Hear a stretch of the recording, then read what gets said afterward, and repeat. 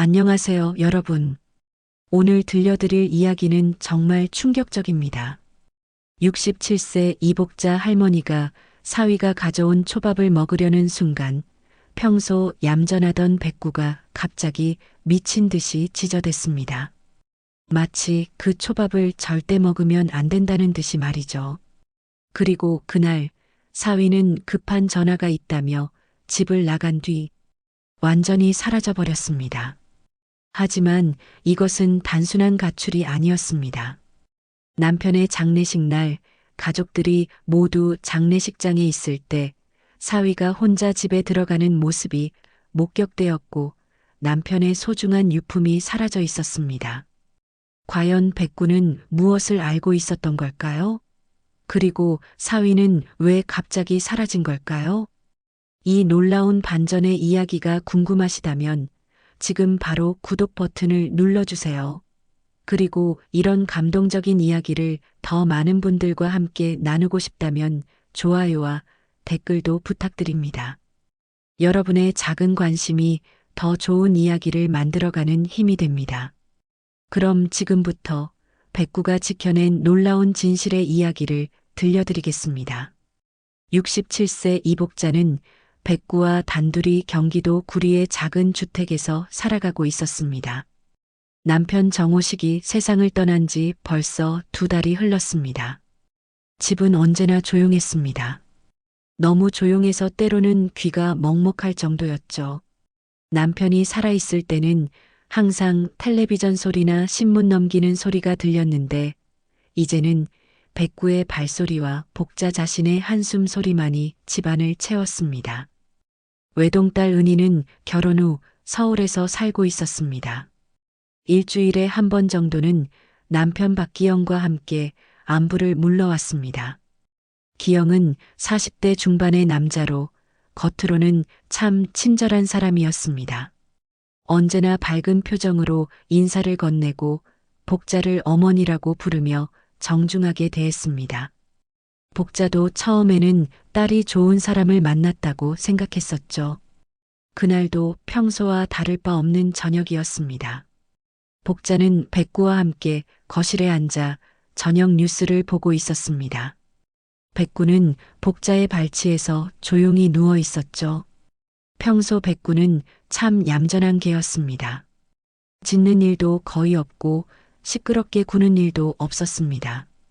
남편이 살아있을 때부터 기른 개라 그런지 마치 집안의 모든 것을 이해하고 있는 것처럼 조용했습니다.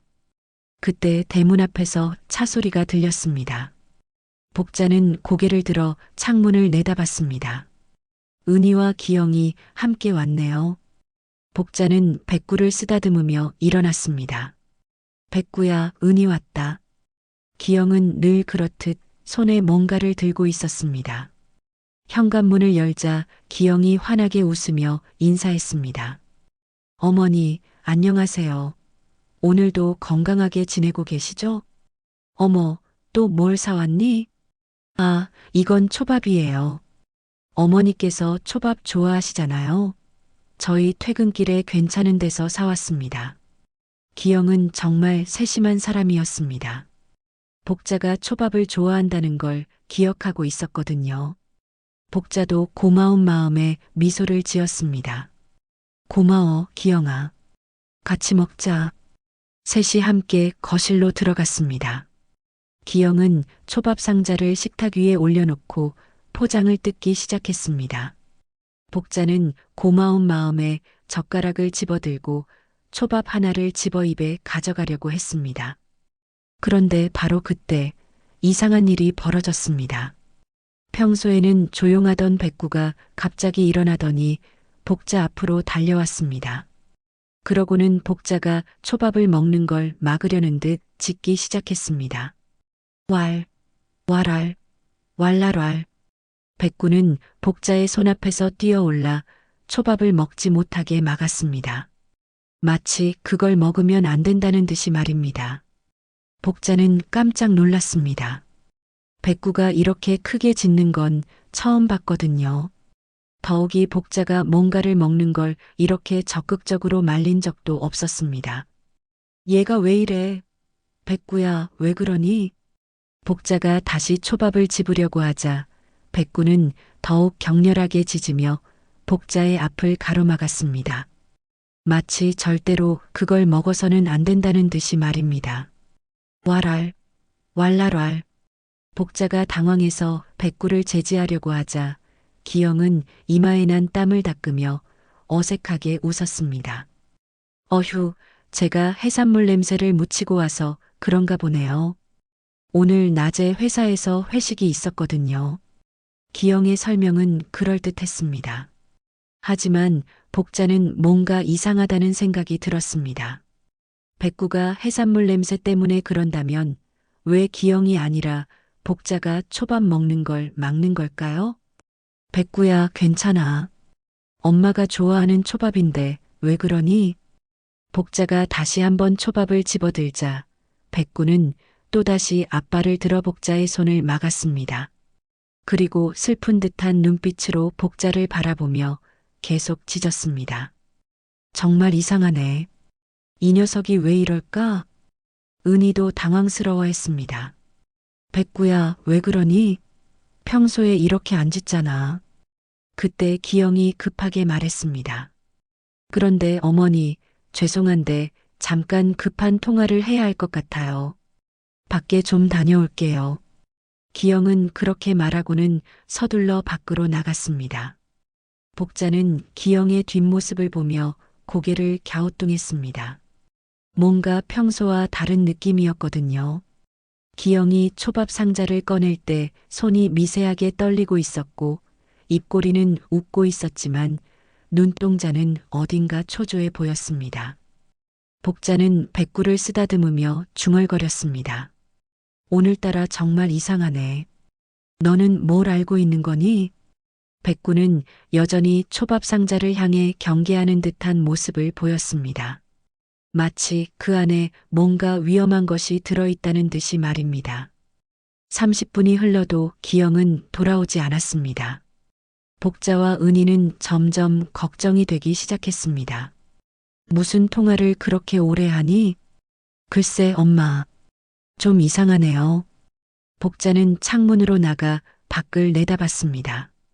기영의 차는 그대로 있었지만 사람은 보이지 않았습니다.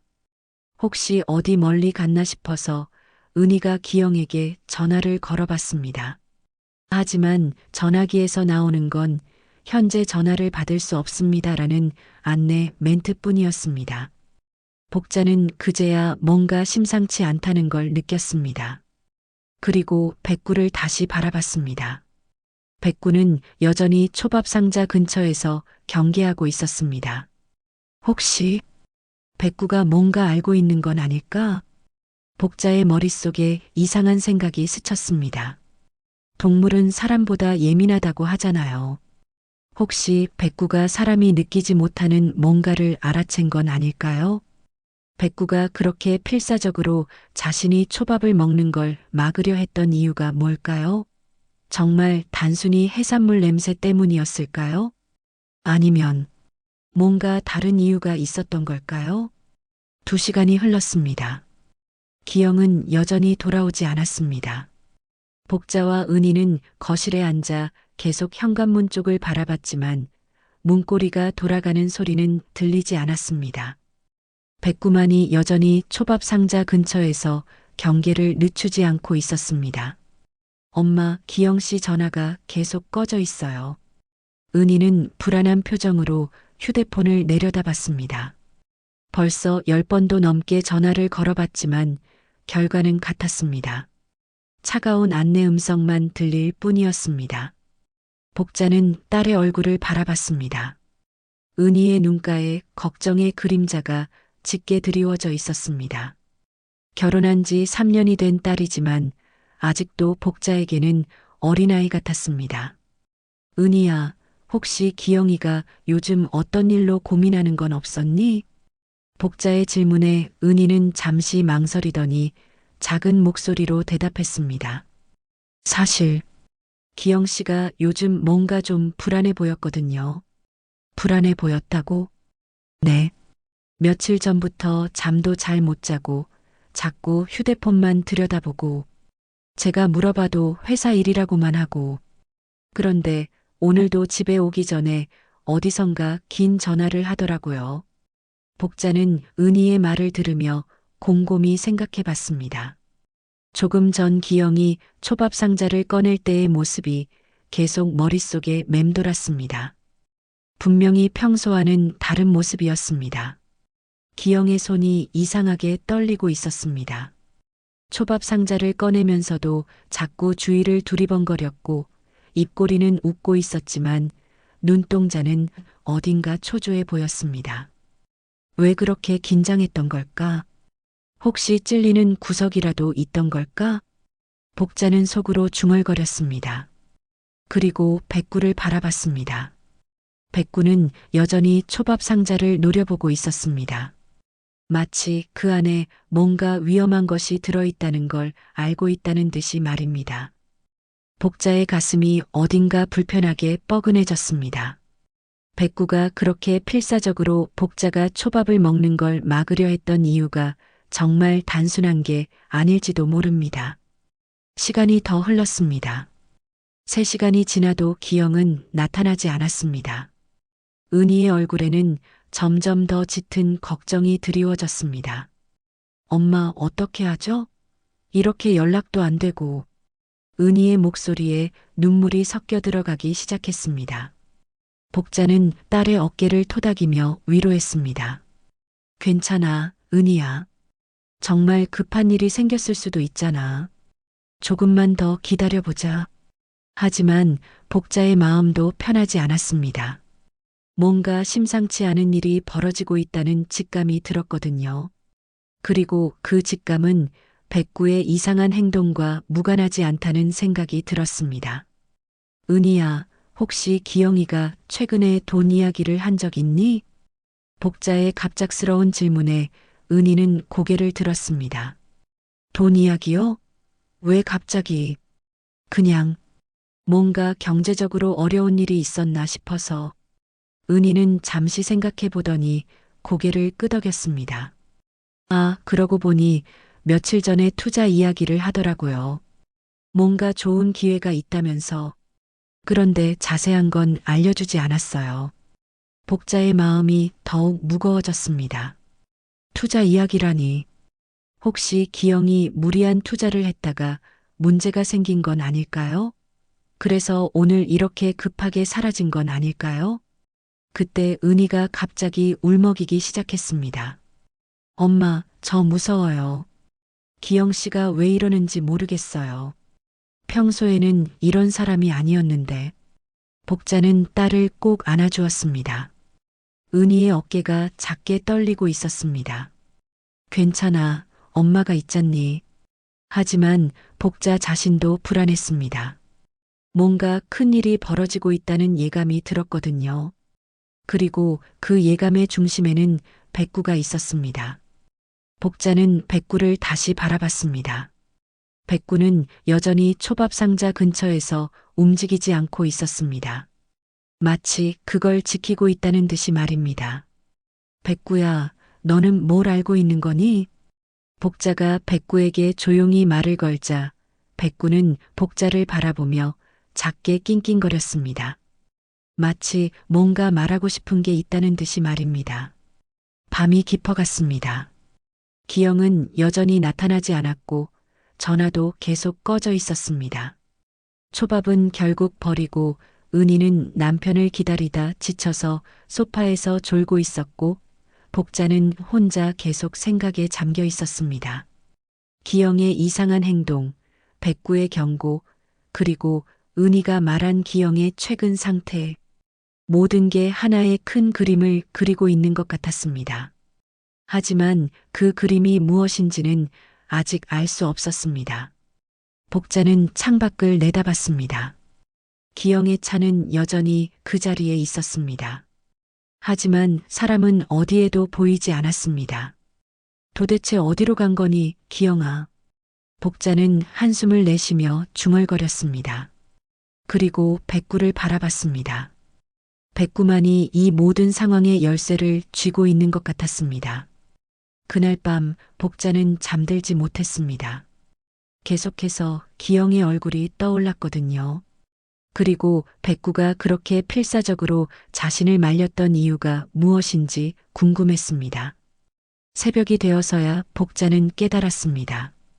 이 모든 일이 단순한 우연이 아닐지도 모른다는 것을, 그리고 백구가 자신에게 뭔가 중요한 것을 알려주려고 했을지도 모른다는 것을 말입니다. 기영이 사라진 지 이틀째 되는 날이었습니다. 전화는 여전히 꺼져 있었고 직장에도 나가지 않았다고 했습니다. 은희는 남편의 행동을 이해하지 못한 채 서울 집으로 돌아갔고 복자도 점점 불안해졌습니다. 복자는 그동안 백구의 행동을 계속 지켜봤습니다. 백구는 여전히 이상했습니다. 평소에는 마당을 자유롭게 뛰어다니던 녀석이 이틀 동안 집 밖으로 나가려 하지 않았습니다. 대신 계속 복자 곁에서 맴돌며 무언가를 경계하는 듯한 모습을 보였습니다. 백구야, 왜 그래? 복자가 백구를 쓰다듬으며 중얼거리던 그때 휴대폰이 울렸습니다. 복자는 혹시 기영인가 싶어 급하게 전화를 받았습니다. 여보세요? 복자씨, 나 오명수요. 정호식이 친구요. 복자는 반가움 반, 당황 반으로 전화를 받았습니다. 오명수는 남편 호식 씨의 오랜 친구였습니다. 장례식 때 와서 인사를 나눈 이후로는 연락이 없었는데 갑자기 무슨 일일까요? 아유, 명수 씨. 갑자기 웬일이세요? 오명수의 목소리는 묘하게 망설이고 있었습니다. 마치 말하기 어려운 일이 있다는 듯이 말입니다. 그게, 복자씨, 혹시 시간 있으면 한번 얘기할 게 있는데요. 중요한 일이에요. 무슨 일인데요? 전화로 말씀하시면 안 돼요? 아니, 이건 전화로 할 얘기가 아니긴 한데. 사실 그날 일 때문인데요. 그날이요? 호식이 장례식 날 말이에요. 복자의 가슴이 순간 철렁 내려앉았습니다. 남편의 장례식 날에 무슨 일이 있었다는 건지, 왜 이제 와서 그 얘기를 하려는 건지 알 수 없었습니다. 혹시 무슨 문제라도 있었나요? 오명수는 잠시 침묵하더니 조심스럽게 말을 이어갔습니다. 복자씨, 혹시 기영이란 사위분이 요즘 어떤가요? 별일 없죠? 복자의 심장이 더욱 빨리 뛰기 시작했습니다. 왜 갑자기 기영 얘기를 하는 걸까요?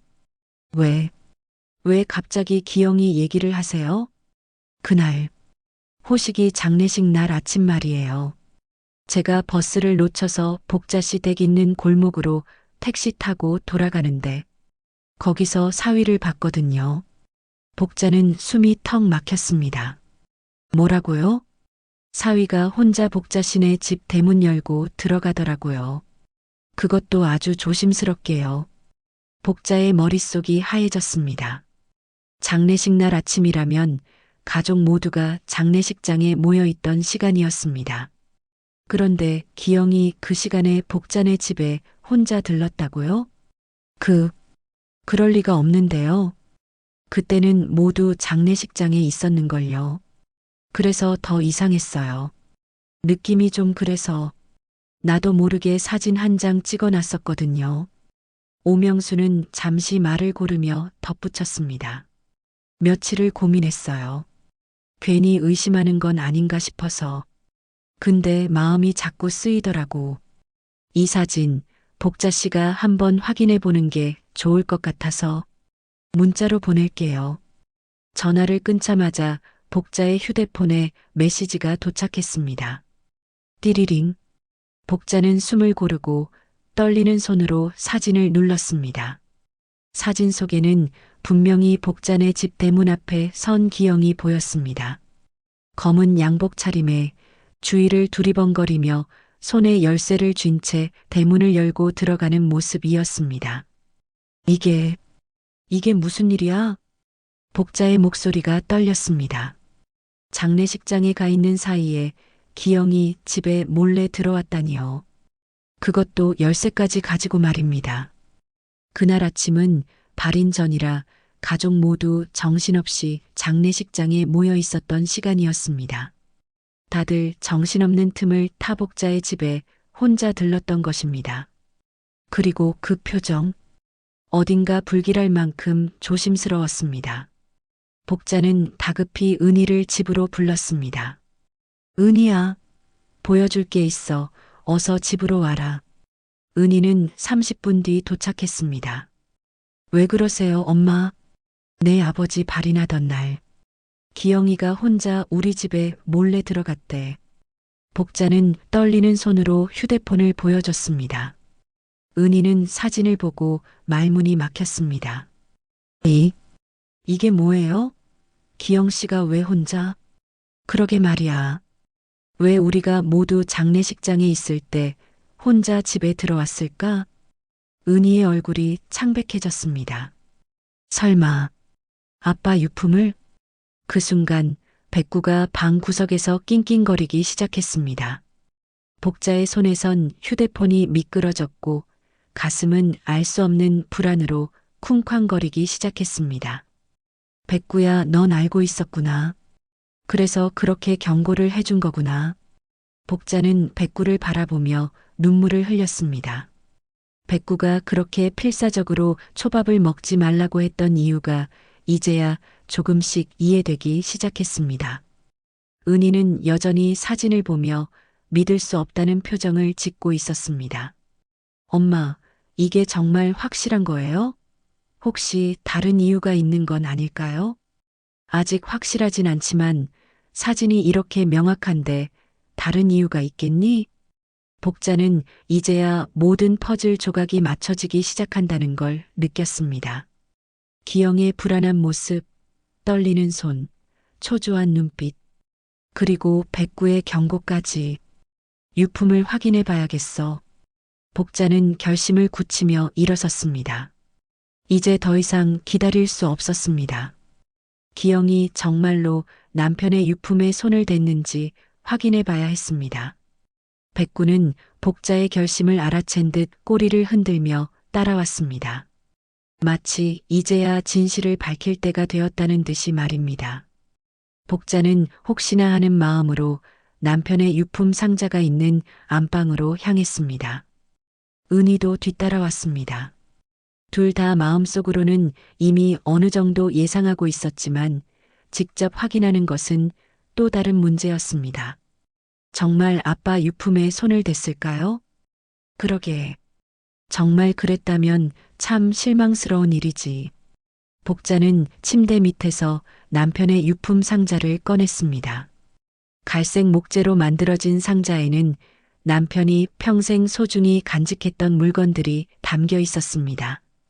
복자는 천천히 상자를 열었습니다.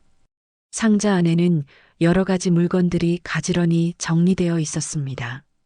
남편이 젊은 시절 차고 다니던 시계, 군 복무 시절의 군번줄, 그리고 여러 가지 소중한 기념품들이 있었습니다. 복자는 하나하나 꺼내며 확인해 봤습니다. 시계는 여기 있고, 군번줄도 있고, 그런데 뭔가 빠진 게 있었습니다. 복자는 상자 구석구석을 뒤져봤습니다. 이상하네. 뭐가 없어요, 엄마. 열쇠. 금고 열쇠가 없어. 복자의 목소리가 떨렸습니다. 남편이 평생 간직해온 작고 녹슨 금고 열쇠가 사라진 것입니다. 금고 열쇠요? 그게 뭐예요? 너희 아버지가 평생 간직하던 열쇠야. 작고 녹이 쓴 열쇠인데 항상 몸에 지니고 다니셨거든. 복자는 상자를 다시 한번 뒤져봤지만 열쇠는 어디에도 없었습니다. 설마 그게 뭐라도 되는 건가? 복자의 마음이 복잡해졌습니다. 남편이 그렇게 소중히 간직했던 열쇠를 기영이 가져간 것일까요? 그렇다면 그 열쇠가 무엇을 여는 열쇠였을까요? 은희는 어머니의 당황한 모습을 보며 자신도 불안해졌습니다. 엄마, 정말 기영 씨가 가져간 걸까요? 혹시 다른 곳에 있는 건 아닐까요? 아니야, 내 아버지는 이 상자를 건드리는 걸 허락하지 않으셨어. 나도 장례 후에 처음 열어본 거거든. 복자는 남편의 습관을 잘 알고 있었습니다. 호식은 자신의 물건들을 매우 체계적으로 정리하는 사람이었습니다. 특히 이 유품 상자는 더욱 조심스럽게 관리했었죠. 복자의 머릿속에는 여러 가지 의문이 떠올랐습니다. 기영이 그 열쇠의 존재를 어떻게 알았을까요? 그리고 그 열쇠가 무엇을 여는 것인지 알고 있었던 걸까요? 은희는 혼란에 빠져 다시 남편에게 전화를 걸어봤습니다. 하지만 역시 현재 전화를 받을 수 없습니다라는 안내 음성만 들렸습니다. 은희는 수십 번째 전화를 끊으며 한숨을 내쉬었습니다. 엄마 어떻게 하죠? 기영 씨는 연락도 안 되고 경찰서에 신고해 보는 게 어떨까? 은희는 바로 경찰서에 전화를 걸었지만 결과는 실망스러웠습니다. 성인이 며칠 안 들어온다고 해도 단순 가출로 분류될 뿐 별 도움은 되지 않았습니다. 복자도 예상했던 일이었습니다.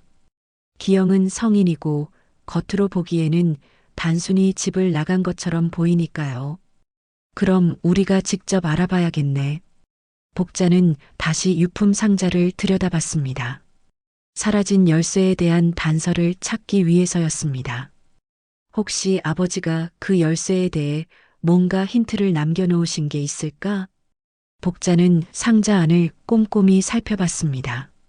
그런데 상자 바닥에 작은 쪽지 하나가 붙어 있는 것을 발견했습니다. 이게 뭐지? 복자는 조심스럽게 쪽지를 떼어냈습니다. 남편의 글씨로 이렇게 적혀 있었습니다. 백구가 알고 있다. 백구만이 진실을 지킬 수 있다. 복자와 은희는 동시에 백구를 바라봤습니다. 백구는 여전히 유품 상자 근처에서 낑낑거리고 있었습니다. 설마 아버지가 백구에게 뭔가를 맡기신 걸까? 복자의 마음이 더욱 복잡해졌습니다. 남편이 생전에 백구에게 무언가 중요한 것을 맡겼을 가능성이 있었습니다. 그리고 그것이 기영이 찾고 있는 것과 관련이 있을지도 모릅니다. 백구야, 너는 정말 뭘 알고 있는 거니? 복자가 백구에게 말을 걸자 백구는 복자를 바라보며 작게 짖었습니다. 마치 무언가 말하고 싶은 게 있다는 듯이 말입니다. 복자는 기영이 사라진 이유가 단순한 가출이 아니라는 확신이 들었습니다. 남편의 유품에서 열쇠를 훔쳐간 것, 그리고 백구의 이상한 행동까지 모든 것이 하나의 큰 비밀과 연결되어 있는 것 같았습니다. 복자는 남편이 살아계실 때를 떠올려 봤습니다. 호식은 가끔 혼자 뭔가 깊은 생각에 잠겨 있을 때가 있었습니다. 그리고 그럴 때마다 항상 그 작은 열쇠를 만지작거리곤 했었죠. 복자는 이제야 남편의 행동들이 이해되기 시작했습니다. 그리고 기영이 왜 그렇게 필사적으로 그 열쇠를 찾았는지도 짐작이 갔습니다. 우리가 모르는 사이에 큰일이 벌어지고 있는 것 같아 무서워요. 기영 씨가 정말 나쁜 사람인 걸까요? 복자는 딸의 손을 꼭 잡았습니다. 이제 진실을 밝혀내야 할 때가 온 것 같았습니다. 그날 밤 복자는 잠들지 못했습니다. 남편이 숨겨둔 비밀, 사라진 열쇠, 그리고 기영의 정체, 모든 것이 하나의 큰 그림을 그리고 있는 것 같았지만 아직 그 전체적인 모습을 파악할 수는 없었습니다. 복자는 창밖을 내다봤습니다.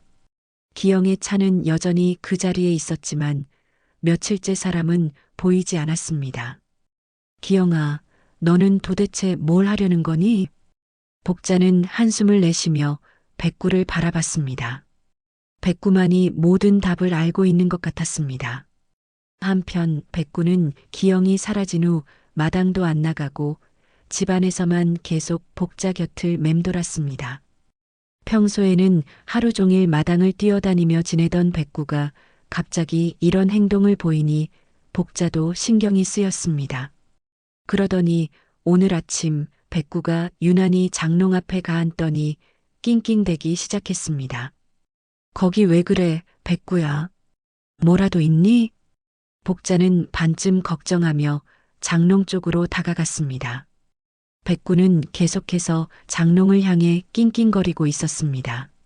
마치 그 안에 뭔가 중요한 것이 있다는 듯이 말입니다. 장롱은 남편 호식이 살아있을 때부터 한 번도 위치를 바꾸지 않은 가구였습니다. 결혼 당시 장만한 오동나무 장롱이었죠.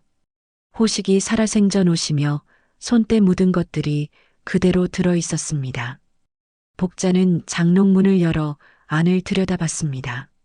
남편의 옷들이 가지런히 걸려 있었고 서랍에는 소소한 물건들이 정리되어 있었습니다. 하지만 특별히 눈에 띄는 건 없었습니다. 백구야, 여기 뭐가 있다는 거니? 백구는 장롱 앞에 엎드려 코를 박고 킁킁대더니 앞발로 바닥을 긁기 시작했습니다. 복자는 백구의 행동을 자세히 지켜봤습니다. 그제야 복자는 뭔가 이상하다는 걸 느꼈습니다. 백구가 발로 긁는 장롱 바닥 부분을 자세히 보니 다른 곳과 소리가 달랐습니다. 묘하게 울리는 소리가 났습니다. 이상하네. 복자는 무릎을 꿇고 장롱 바닥을 자세히 살펴봤습니다. 나무판이 다른 곳보다 약간 들떠 있는 것 같았습니다. 복자는 손톱으로 나무판 밑을 살짝 긁어봤습니다. 그러자 놀랍게도 나무판이 조금씩 들리기 시작했습니다. 이게 뭐야? 복자는 조심스럽게 나무판을 들어 올렸습니다. 덜컥 얇은 판이 완전히 들리자 그 밑에서 오래된 나무 상자 하나가 드러났습니다. 복자는 숨을 멈추고 그 상자를 바라봤습니다. 이게 언제부터 여기 있었던 거지? 복자는 조심스럽게 상자를 꺼냈습니다. 먼지가 뽀얗게 덮인 상자는 생각보다 무거웠습니다. 그리고 상자에는 낡은 천 조각이 둘둘 감겨 있었습니다. 엄마, 뭐 하세요? 은희가 소리를 듣고 와서 물어봤습니다. 이것 좀 봐라. 장롱 밑에서 나왔어. 은희도 놀란 표정으로 상자를 바라봤습니다. 이게 뭐예요? 아빠가 숨겨놓으신 건가요? 그런 것 같아. 백구가 알려줬어. 복자는 천천히 천 조각을 풀기 시작했습니다. 천을 풀자 그 안에서 봉투 하나가 나왔습니다. 봉투 겉면에는 흐릿한 펜글씨로 이렇게 적혀 있었습니다. 금곡면 산지 매매 계약서 1988년 6월 1일. 이 계약은 이 복자의 이름으로 유지할 것. 복자의 심장이 쿵 내려앉았습니다.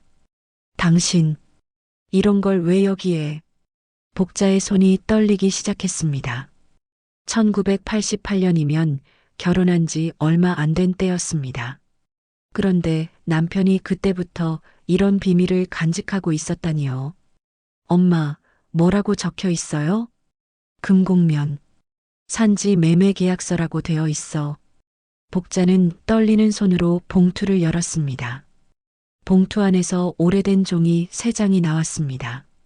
서류의 내용은 분명했습니다. 강원도 금곡면 산지 2만 평. 계약자는 이복자. 서명은 남편 정호식. 계약금 3천만 원이라고 적혀 있었습니다. 이게 무슨 일이야? 복자는 믿을 수 없다는 표정으로 서류를 계속 읽어봤습니다.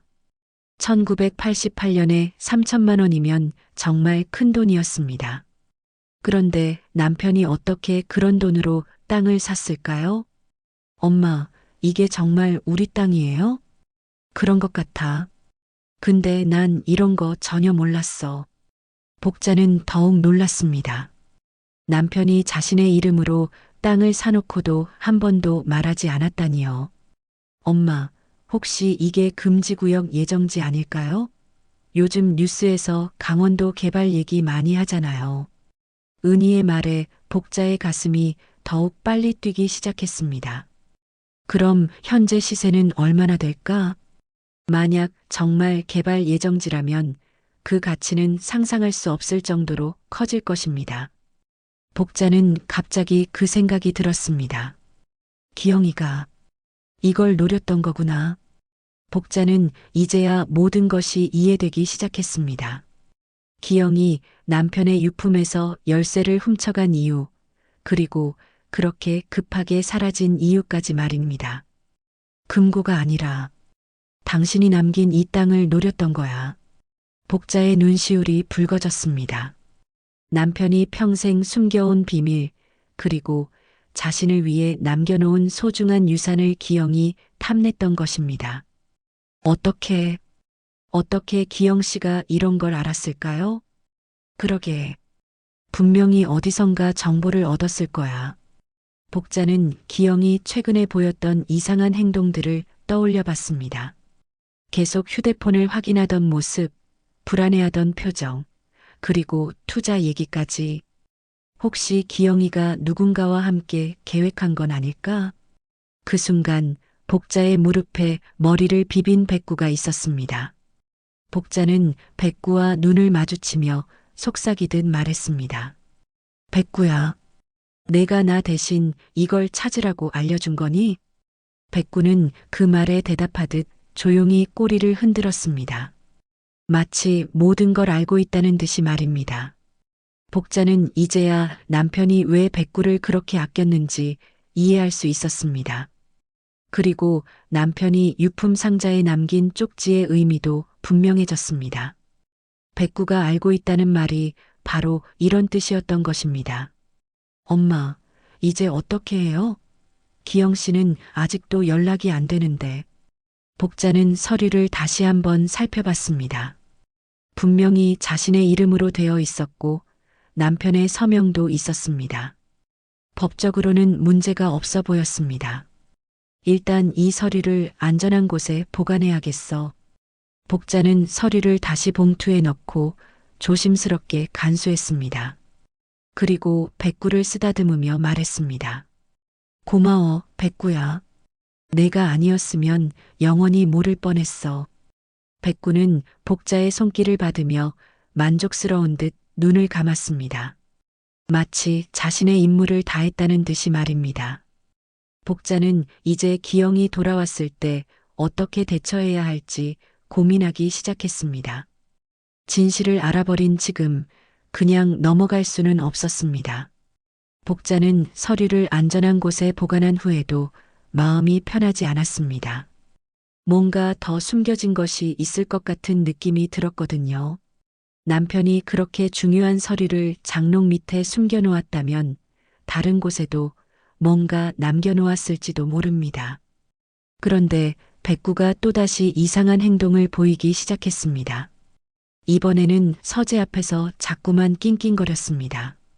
복자는 백구를 따라 서재로 향했습니다. 서재는 남편이 생전에 가장 오랜 시간을 보내던 공간이었습니다. 책장에는 남편이 즐겨 읽던 책들이 그대로 꽂혀 있었고 책상 위에는 남편의 흔적들이 그대로 남아 있었습니다. 백구는 서재 한쪽 구석에 있는 작은 서랍장 앞에서 멈춰 섰습니다. 그리고는 앞발로 서랍을 긁으며 낑낑거렸습니다. 복자는 서랍을 하나씩 열어봤습니다. 첫 번째와 두 번째 서랍에는 별다른 것이 없었지만 세 번째 서랍을 열자 그 안에서 낡은 일기장 하나가 나왔습니다. 표지가 많이 해져서 언제부터 쓴 것인지는 정확히 알 수 없었지만 분명히 남편의 것이었습니다. 복자는 일기장을 펼쳐 마지막 부분부터 읽어보기 시작했습니다. 그리고 마지막 페이지에서 복자는 충격적인 글을 발견했습니다. 나는 내 아내가 평생 고생한 대가로 이 땅을 남기고 싶다. 은희가 걱정된다. 기영이란 사윗감, 의심스럽다. 조심하자. 복자의 손이 떨렸습니다. 남편이 이미 모든 걸 간파하고 있었던 것입니다. 은희야, 이것 좀 봐.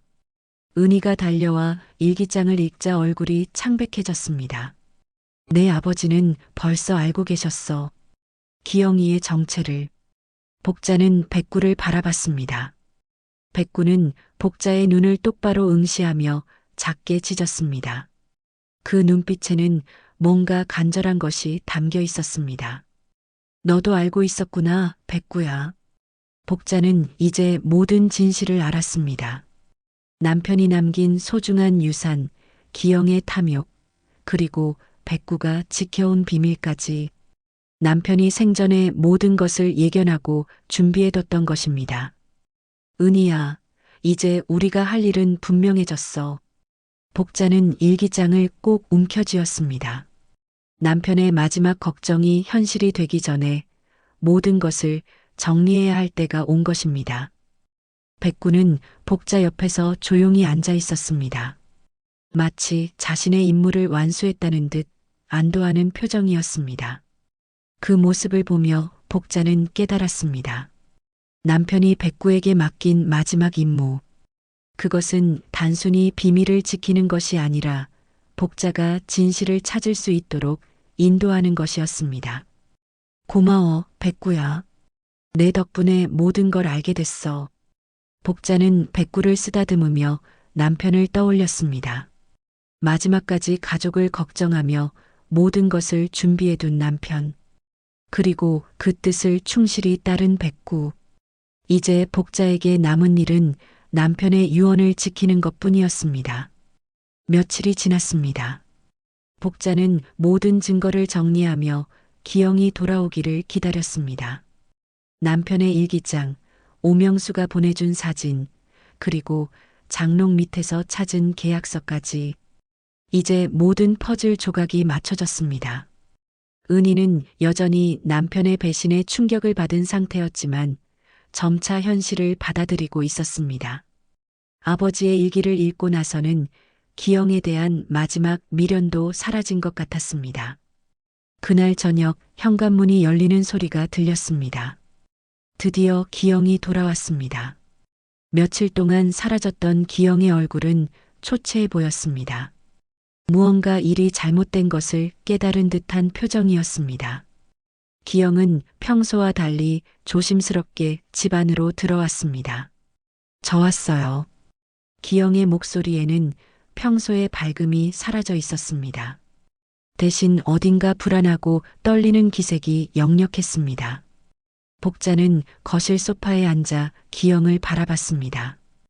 은희는 복자 옆에 앉아 있었고 백구는 복자의 발밑에서 기영을 경계하는 눈빛으로 바라보고 있었습니다. 앉아라.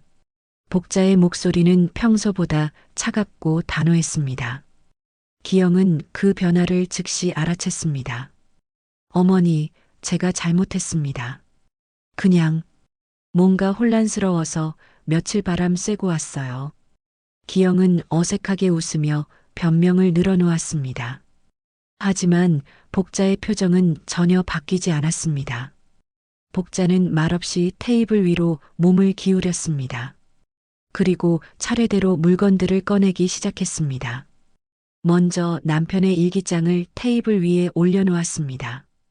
그 다음에는 오명수가 보내준 사진을 꺼냈습니다. 마지막으로 장롱 밑에서 찾은 강원도 땅 계약서를 펼쳐놓았습니다. 기영의 얼굴이 점점 사색이 되어갔습니다. 그는 테이블 위의 물건들을 번갈아 보며 입술을 떨었습니다. 이게 뭡니까? 기영의 목소리가 갈라졌습니다. 복자는 여전히 침묵을 지키며 기영을 바라봤습니다. 이게 대체 뭔? 기영아. 복자가 드디어 입을 열었습니다. 그 목소리에는 깊은 실망과 분노가 담겨 있었습니다. 내가 찾던 게 이거지? 복자는 계약서를 가리켰습니다. 기영의 얼굴에서 모든 표정이 사라졌습니다. 어머니, 저는 장례식 날 우리가 모두 장례식장에 있을 때 이 집에 들어왔더라. 복자는 사진을 들어 보였습니다. 기영이 대문을 여는 모습이 선명하게 담긴 사진이었습니다. 그리고 호식씨 유품에서 열쇠를 가져갔고 기영은 더 이상 변명할 수 없다는 걸 깨달았습니다. 그의 어깨가 푹 꺼졌습니다. 아버지가 평생 숨겨뒀던 이 땅을 노렸던 거지? 얼마나 오래전부터 계획한 일이냐? 복자의 목소리가 점점 높아졌습니다. 은희는 어머니 옆에서 조용히 눈물을 흘리고 있었습니다. 그리고 기영아. 복자는 기영을 똑바로 바라보며 말했습니다. 그날 초밥에도 뭔가를 넣었던 거지? 기영의 눈이 크게 떠졌습니다. 복자는 계속 말을 이어갔습니다. 백구가 그렇게 필사적으로 막지 않았다면 나는 어떻게 됐을까? 어머니, 그건. 대답해. 복자의 목소리가 크게 울렸습니다. 기영은 잠시 침묵하더니 갑자기 무릎을 꿇었습니다. 죄송합니다. 정말 죄송합니다. 사과로 될 일이 아니야. 복자는 조용하지만 단호하게 말했습니다. 욕심이 사람을 망치고 가정까지 무너뜨리는 거야. 기영은 갑자기 일어나더니 현관 쪽으로 뛰어갔습니다. 도망치려는 것이었습니다. 하지만 현관문을 열자마자 기영은 멈춰섰습니다. 문 밖에는 경찰관 2명이 서 있었습니다. 박기영 씨죠? 절도와 사기 혐의로 동행해 주시겠습니다. 복자는 이미 모든 증거를 가지고 경찰서에 신고를 마친 상태였습니다. 오명수의 사진, 사라진 열쇠, 그리고 남편의 일기장까지 모든 것이 기영의 범행을 입증하는 증거였습니다. 기영은 경찰관들에게 끌려가면서도 계속 뒤를 돌아봤습니다. 어머니, 은희야, 제발. 하지만 복자와 은희는 더 이상 기영을 바라보지 않았습니다. 복자는 창가로 가서 기영이 경찰차에 타는 모습을 지켜봤습니다. 백구는 복자 옆에 조용히 앉아서 그 장면을 바라봤습니다. 그리고 작게 한번 짖었습니다. 마치 이제 끝났다고 말하는 것 같았습니다. 경찰차가 사라지고 나서야 복자는 안도의 한숨을 내쉬었습니다. 은희는 어머니 곁에서 조용히 울고 있었습니다.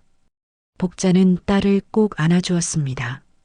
그리고 백구를 쓰다듬으며 중얼거렸습니다. 고생했어, 백구야. 내가 아니었으면 큰일 날 뻔했어.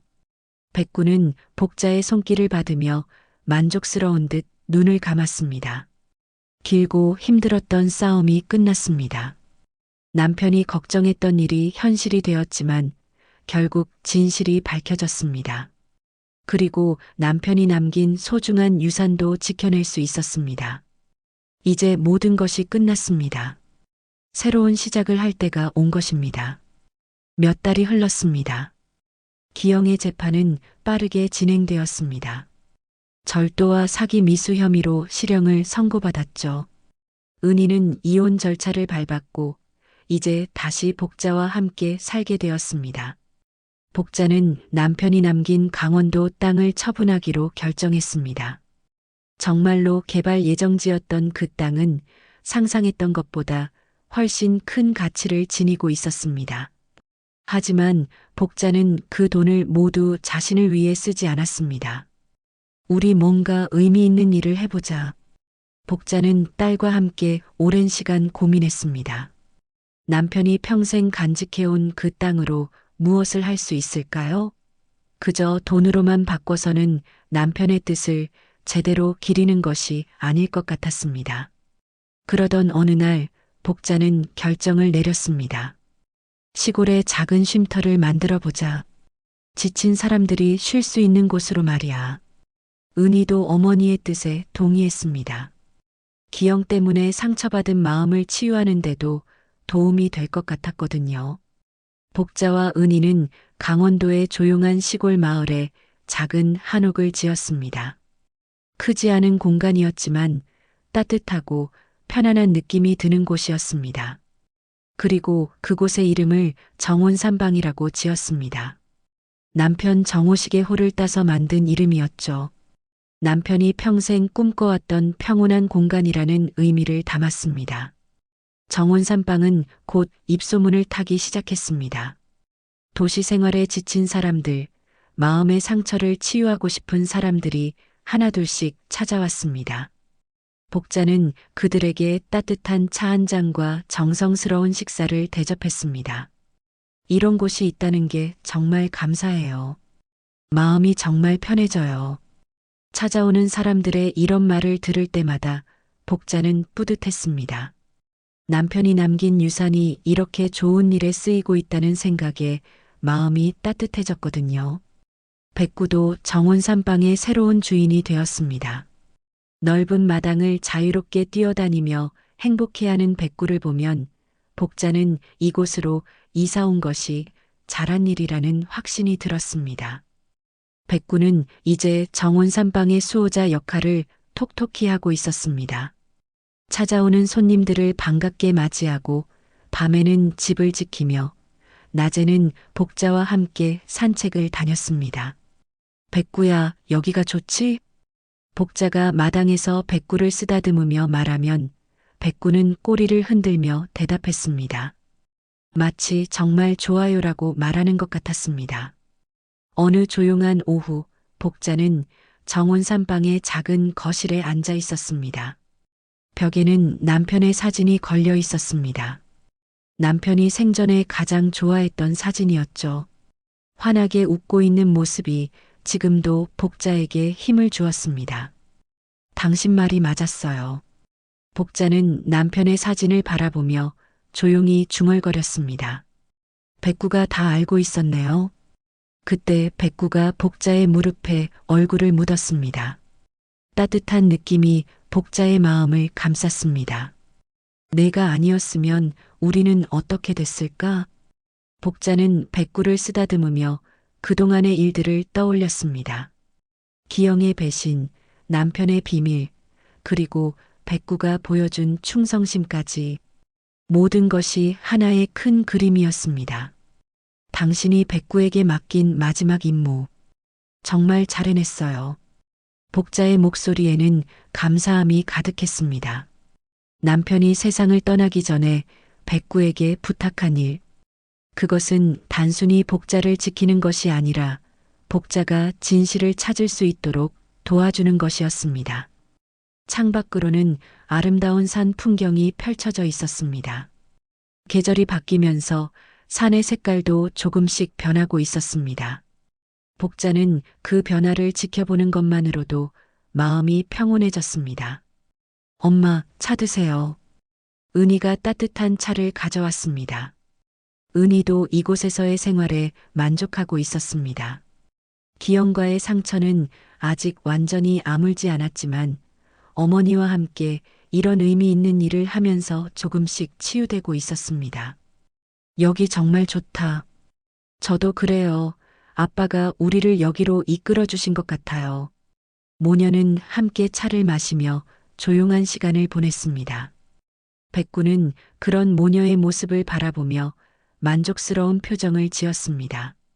저녁 무렵 복자는 마당에 나가 백구와 함께 산책을 했습니다. 백구는 복자 곁을 떠나지 않고 함께 걸었습니다.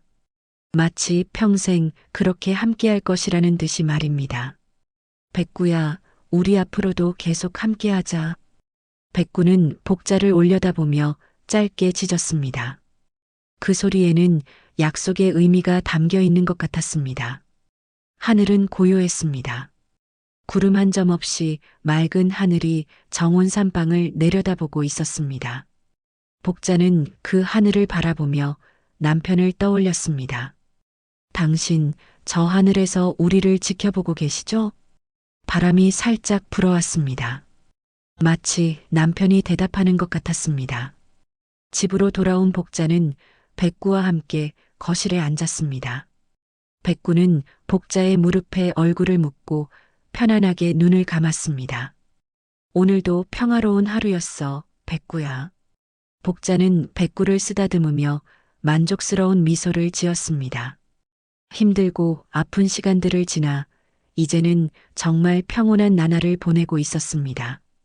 정원산방에는 따뜻한 불빛이 켜져 있었습니다. 그 불빛은 지친 사람들에게 희망을 주는 등대 같았습니다. 그리고 그 불빛 아래에서 복자와 백구는 오늘도 서로를 의지하며 하루를 마무리했습니다. 그날도 평화로운 오후였습니다. 백구와 복자 할머니의 이야기는 여기서 마무리됩니다. 남편이 마지막까지 걱정했던 그 일이 현실이 되었지만 결국 진실은 밝혀졌고 소중한 유산도 지켜낼 수 있었습니다. 그리고 무엇보다 백구라는 충실한 동반자가 있었기에 모든 것이 가능했죠. 때로는 우리 곁에 있는 작은 존재들이 가장 큰 사랑으로 우리를 지켜주고 있는지도 모릅니다. 백구처럼 말이에요. 오늘의 이야기가 여러분의 마음에 작은 위로가 되었기를 바랍니다. 언제나 따뜻한 마음으로 함께 해주셔서 감사합니다. 구독과 좋아요는 더 많은 감동적인 이야기를 전해드릴 수 있는 큰 힘이 됩니다. 오늘도 따뜻한 마음으로 행복한 하루 되세요. 다음 이야기에서 또 만나요.